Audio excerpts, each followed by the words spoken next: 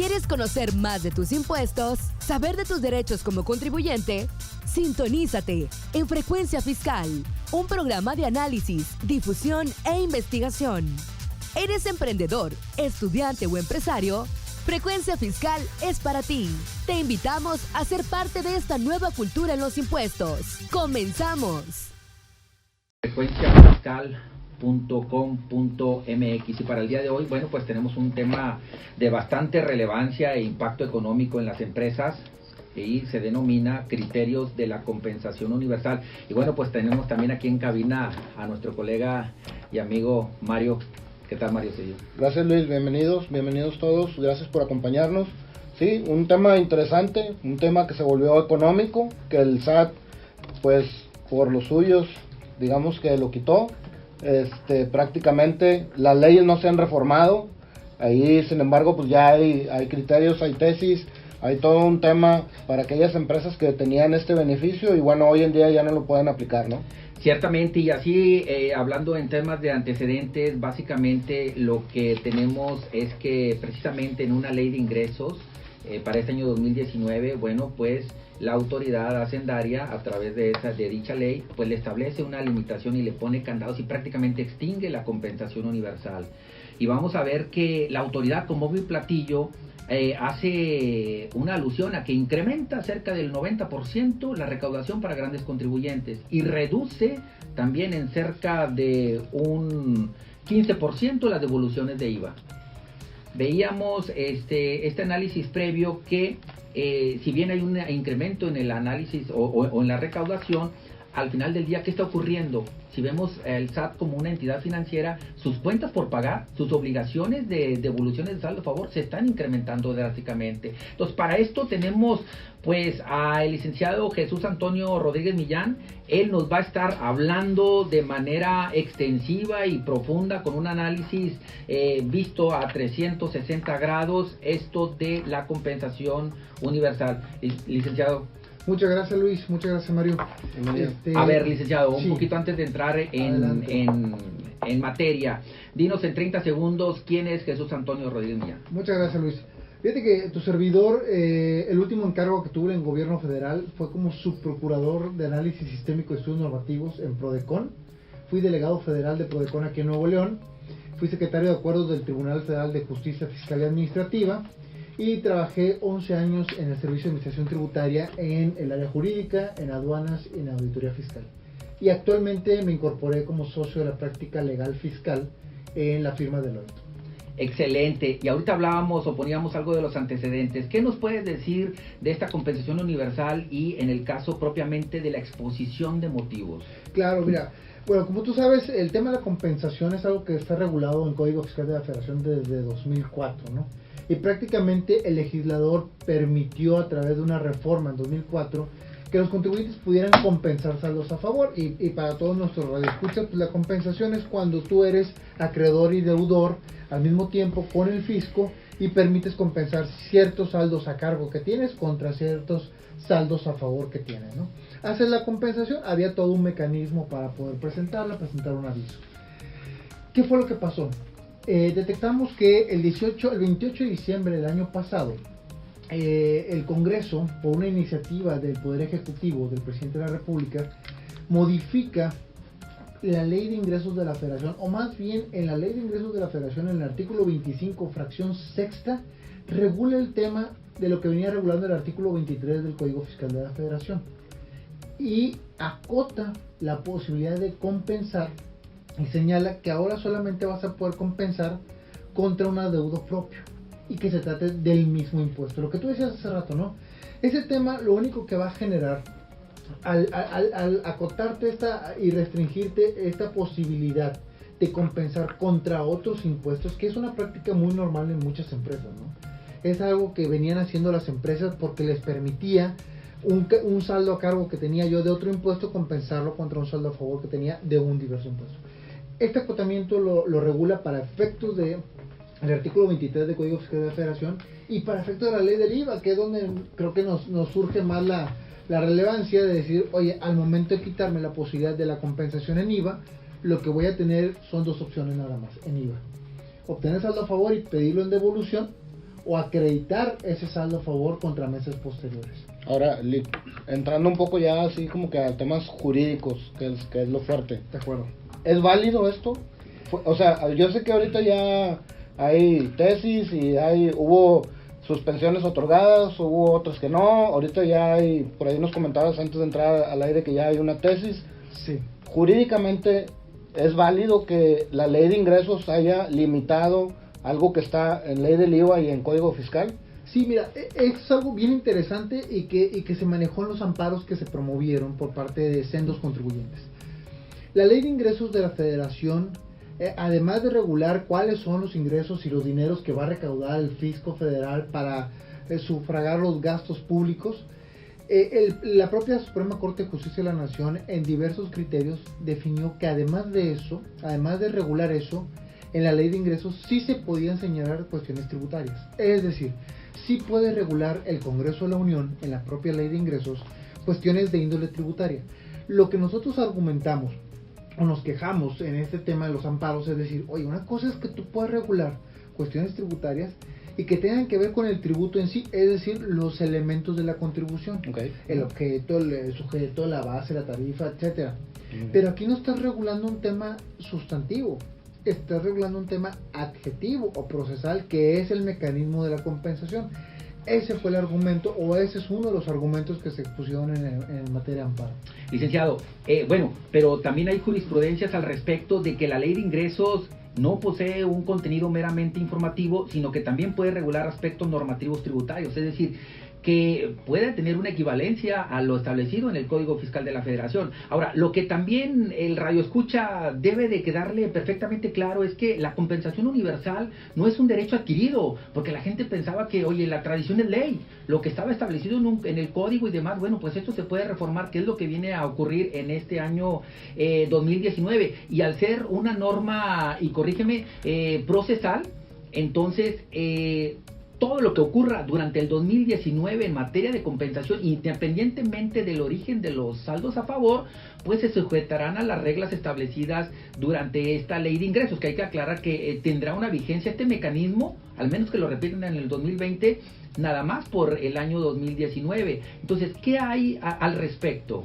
Sí, mira, es bien importante lo que comentas, Luis, porque ciertamente de entrada, y como bien lo dices, para nuestros radioescuchas debemos de entender que la ley de ingresos tiene una periodicidad anual. Es decir, lo que ahorita está regulado en el artículo 25, fracción sexta, rige para el puro año 2019.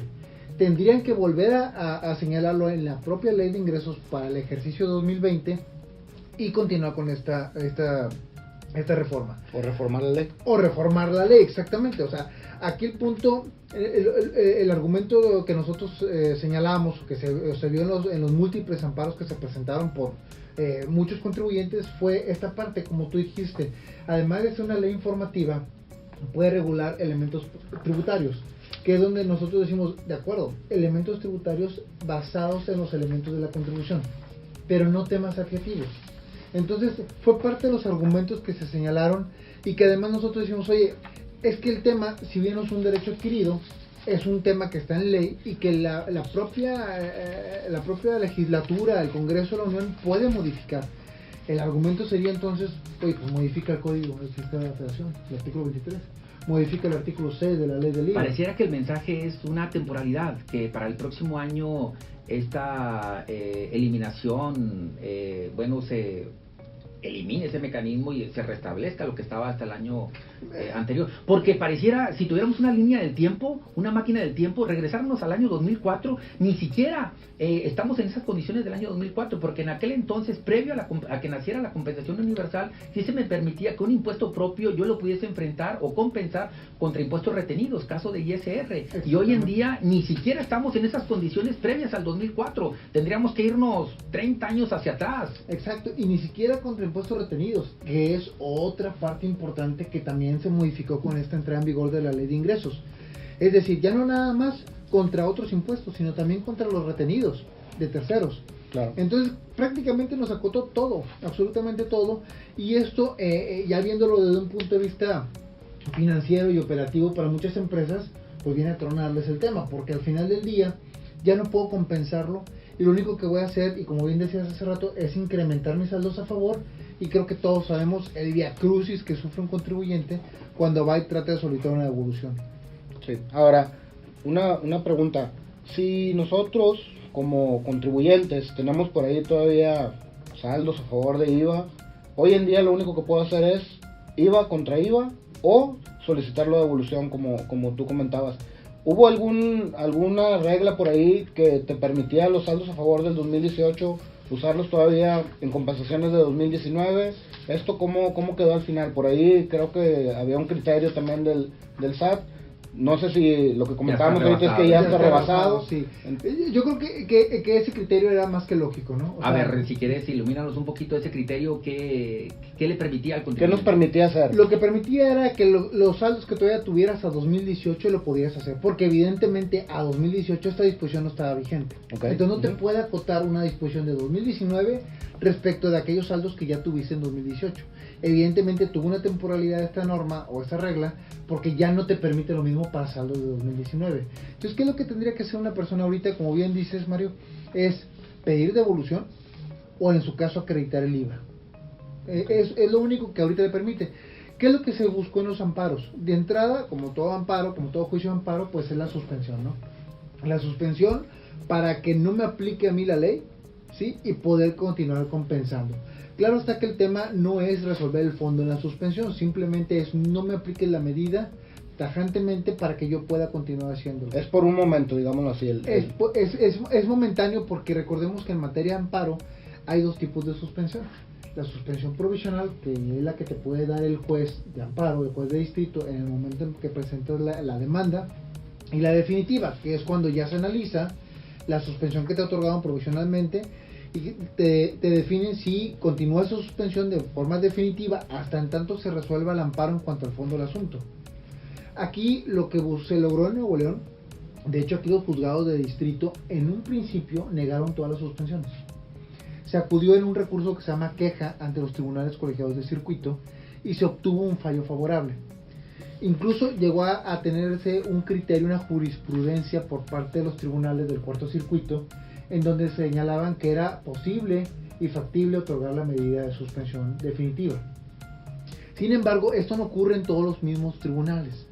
Recordemos que a nivel país hay muchos distritos y hay muchos circuitos y hay diferentes tribunales que pueden pensar de forma distinta y de hecho así fue. Hubo otros tribunales que consideraron que no era procedente la medida y por lo tanto se tuvo que elevar a un nivel de contradicción de tesis ante la Suprema Corte de Justicia de la Nación y precisamente antier tuvimos la mala noticia de que la Corte, con 4 votos a favor y 1 en contra del ministro Pérez Dayán, logró señalar que no era posible o no era procedente otorgar la suspensión en contra de este amparo. Estamos hablando del tema criterios de la compensación universal. Para esto tenemos al licenciado en Derecho Jesús Antonio Rodríguez Millán, socio de Deloitte.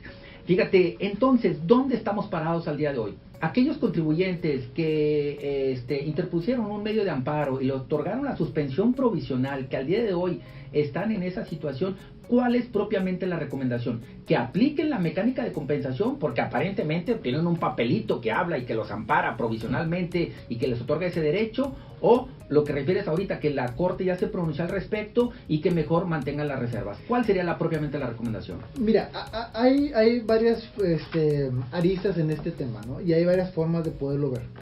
Hay quienes obtuvieron la suspensión provisional y posteriormente la definitiva. Esos contribuyentes sí pueden ejercer el derecho a la compensación.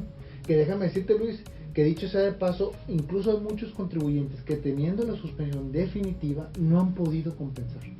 Por un tema que el propio SAT tiene medio bloqueado y el sistema. Bueno, por allí sí establecen su mecanismo, ¿no? En el apartado del SAT tienen uno que dice presenta tu formulario de compensación y otro que dice presenta tu formulario de compensación, entre comillas, amparadas. Entonces, mira, pareciera que está el camino. El problema es que sí hemos tenido conocimiento de que es medio complicado acceder o no te permite la plataforma. Entonces, ya ha habido casos de otros socios, compañeros, que incluso han tenido que acudir al juzgado para decir, oye, tengo la suspensión definitiva, pero no puedo llevar a cabo la compensación, no puedo ejercer esta suspensión. Entonces, con un escrito presentado ante el propio juzgado, el juzgado puede requerirle al SAT que permita abrir el sistema para esos efectos. Entonces, esos son los que lograron la suspensión definitiva. Los que lograron una provisional, y mientras no le resuelvan la definitiva, con este criterio de la Suprema Corte, que pronto va a salir ya como jurisprudencia, es evidente que ya no les van a otorgar la suspensión definitiva.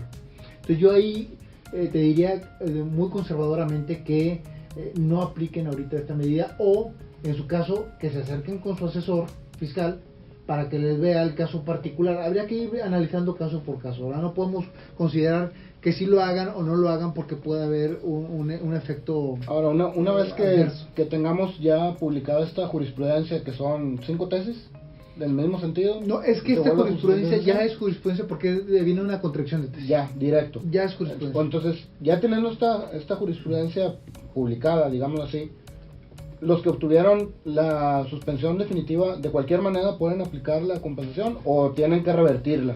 No, no tienen que revertirla porque para ello tuvo que haber la autoridad acudido a un recurso cuando se otorgó la medida suspensional. Okay. Sí, ahorita yo insistiría, a lo mejor, como esto acaba de pasar antier, estamos nosotros analizando el impacto, y yo diría, oye, pues vámonos paso a paso, caso por caso, para ver cuál sería en este caso el efecto. Ahora, quizás valga la pena comentar a los radioescuchas que lo que acaba de resolver la Corte es única y exclusivamente respecto de la suspensión, no respecto del fondo del asunto, respecto del amparo. Que ahí a mí me gustaría comentar que aquí en Nuevo León ya se han ganado una serie de amparos en cuanto al fondo del asunto, ¿sí? Okay. O sea, ya resolvieron el fondo, no el tema de la suspensión, y de fondo están otorgando el amparo. O sea, ahorita esta jurisprudencia es para que ya no haya suspensiones. Nada más. Pero en sí, el si se puede o no se puede compensar contra otros impuestos, todavía la Corte no dice sí o no. Todavía eso no está definido, hay unas primeras sentencias emitidas.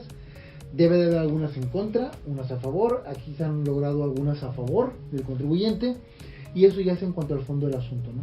Ahora, y yéndonos a los casos del cómo sí, en los cuales, por ejemplo, el ISR propio generado en 2018 contra pagos provisionales del 2019, ahí aplica perfectamente la compensación. Totalmente. En el caso del IVA, igual, un saldo a favor de enero 2018, perfectamente lo puedes aplicar contra un IVA a cargo del 2019 y posterior, que es vía acreditamiento. En el caso propiamente del ISR, existe confusión por parte de algunos contribuyentes si es necesario presentar aviso o no a la autoridad, porque, bueno, hasta antes de esta reforma, pues si provenían de DIP y cumplía ciertos requisitos, pues propiamente el aviso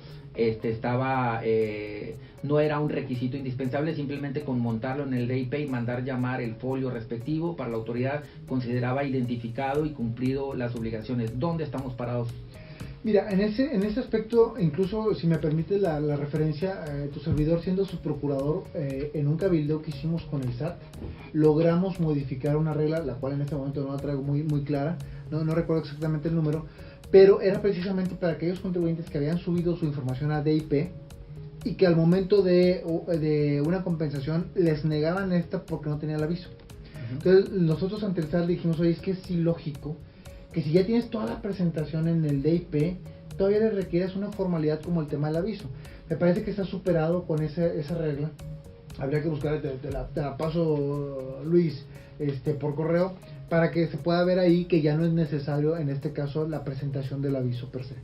Hoy en día, en este momento, bueno, ya salió esta tesis, pero todavía está los contribuyentes en tiempo de pelear la resolución de fondo, o ya nada más los que se ampararon, que por ahí leí 2.200 a nivel del país, por ahí 2.200, 3.000 amparos fueron los que se presentaron. Ahorita quien no se amparó y tiene saldos a favor muy grandes de IVA que estaba compensando contra ICR, retenciones y todo este tipo de cosas, ¿podría hacer algo o ya quedó fuera de la jugada? No, todavía puede. Claro, tendríamos que igual analizar caso por caso, pero nosotros consideramos que aún se puede, ¿no? En este caso, este efecto es de carácter autoaplicativo, es decir, la afectación para cualquier contribuyente nace desde el momento en que sale la ley de ingresos. Tendríamos que ver el momento de aplicación, es decir, el acto de aplicación que tiene que darse para considerar que fue la afectación autoaplicativa sigue persistiendo. Entonces tendríamos que hablar o ver cada caso en particular y si es posible presentar el amparo. Lo único que ya en la suspensión pues que era algo que de entrada pues parecía muy atractivo. Ya no lo vas a obtener. Ya no lo vas a obtener por el criterio de la Corte. Tendrías que esperar la resolución final. Tendrías que irte y sabes que te van a negar la suspensión por la propia jurisprudencia, entonces tendríamos que nada más irnos encaminados al tema del fondo del asunto. Que aquí en el fondo del asunto, analizando las sentencias que ya han salido a favor, parte de los argumentos como los comentábamos al principio, en donde decíamos, oye, en ley de ingresos no puedes regular cuestiones adjetivas, sino meramente cuestiones sustanciales. Hubo otros argumentos que señalamos del test de proporcionalidad de esa norma. La Corte, cuando se impugna la inconstitucionalidad de una norma, tiene que analizar un test de proporcionalidad. Ese test no se cumple con esta norma y es por ahí por donde se está otorgando el amparo. Ciertamente, licenciado Jesús Antonio Rodríguez, las compañías agraviadas o los contribuyentes agraviados son todas aquellas personas físicas y morales prácticamente maquiladoras o del sector primario o que venden al 0% como pudiera ser medicamentos y demás. Incluso aquellas empresas, personas morales que están en la región norte con esta aplicación de una tasa disminuida al 8%, imagínate, compran al interior del país a la tasa del 16 y venden al 8, se están quedando con un saldo a favor, que ese saldo a favor les está generando unos problemas de flujo porque la autoridad pues no se los está generando la devolución respectiva. ¿Dónde están parados aquellos radioescuchas que al día de hoy se sienten agraviados con esto? ¿Pueden finalmente y a manera de conclusiones anticipadas sobre el programa del día de hoy acudir al amparo? Sí, pueden acudir todavía al amparo, pueden solicitar la devolución, pero bueno, sabemos que hay empresas que solicitan una devolución muy lógica, muy normal, muy recurrente, muy natural y se enfrentan a procedimientos ante el SAT para obtener la devolución muy complicados. Con mayor razón esas empresas cuyo flujo se va a ver mermado por la cantidad de saldo a favor que van a obtener. Yo recomendaría analizar cada caso en particular y ver la posibilidad de acudir al amparo. Y bueno, me parece que así como hay afectación a este tipo de empresas que bien comentas, habría que señalar a nuestros radioescuchas por qué el Congreso decidió o el Ejecutivo Federal decidió modificar esta reforma. Y yo diría anticipadamente que aquí están pagando justos por pecadores, ¿no? Esta reforma viene porque se consideró por parte del Ejecutivo, y así lo sostuvo el Legislativo, que había mecanismos de evasión y elusión fiscal muy fuertes por esta medida. Y esto pues es algo que también tiene que ver con el tema de las empresas fantasmas, que ya todos hemos hablado al respecto en muchas ocasiones, en donde se generaban saldos a favor ficticios y se compensaban, entonces había una merma para el fisco federal. Sí, aquí nada más quisiera hacer un apunte sobre este tema que comentas. Claro. Por aquí en un artículo dice, en 2018 la Secretaría de Hacienda indicó que las compensaciones de los contribuyentes entre impuestos distintos crecieron 23.1% respecto de 2017, lo que alcanzó una cifra de 595.832 millones de pesos, el más alto en los últimos 5 años. Es decir, 595.000 millones se elevó la compensación del 2017 al 2018 por este tipo de compensación universal, razón por la cual asumen, que eso es lo malo, asumen que todo es producto de saldos a favor ficticios, ¿no? Ese es el problema. Claro, pero al asumir eso le generas y le rogas una consecuencia desmedida a los contribuyentes que sí están haciendo bien sus operaciones y que efectivamente están compensando saldos verdaderos y válidos, ¿no? Y una de las cosas que se quedan fuera del radar, porque no es propiamente un impuesto, es el subsidio para el empleo, que es un estímulo fiscal que las empresas fantasmas propiamente lo estaban utilizando como una especie de, llámale, reducción aritmética, es decir, una caída en el pago.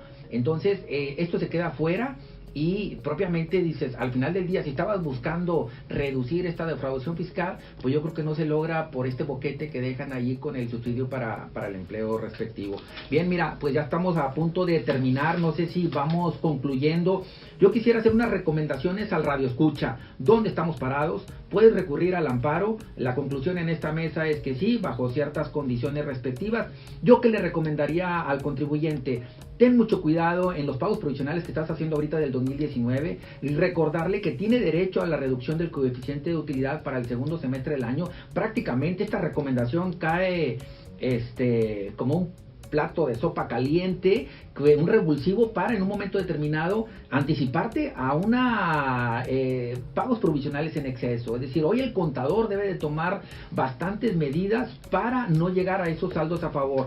Otra es eficientar precisamente el subsidio para el empleo, porque muchos tienen el perjuicio de que solamente lo pueden enfrentar contra el ISR por salarios, cuando este estímulo fiscal lo puedes enfrentar contra retenciones de ISR por honorarios, arrendamiento, incluso contra el ISR propio del contribuyente. Entonces, aguas contra aquellos que tienen saldos a favor, y como lo que tú decías, oye, no puedo recurrir al amparo por la circunstancia que sea, pues soliciten devolución el IVA respectivo, incluso el ISR del ejercicio respectivo. Solicítalo ya para que puedas emprender las acciones legales ante la autoridad por que te consideren desistido el trámite y demás, ¿no? Entonces, ¿cuáles serían tus recomendaciones o conclusiones? Sí, mira, mis conclusiones para los radioescuchas es que de entrada se quede muy claro que la compensación no desaparece como tal, ¿no? La compensación está vivita y coleando. Está viva. Es lo único que el legislador acotó, bueno, ¿contra qué puedo compensar un saldo a favor que tengo contra un saldo a cargo? Contra el mismo impuesto. Ya no puedes aplicarlo contra terceros, ya no puedes aplicarlo contra otros impuestos. Eso, en una opinión jurídica, fue motivo de amparo. El amparo todavía sigue vivo, por decirlo de esta forma, analizando cada caso en particular. Y lo que sí la novedad o la trascendencia es este criterio de la Corte, en donde dice que ya no es procedente la suspensión en contra de este amparo. Muy bien. Mario, ¿algunas conclusiones finales? Bueno, la conclusión igual, no nos desesperemos.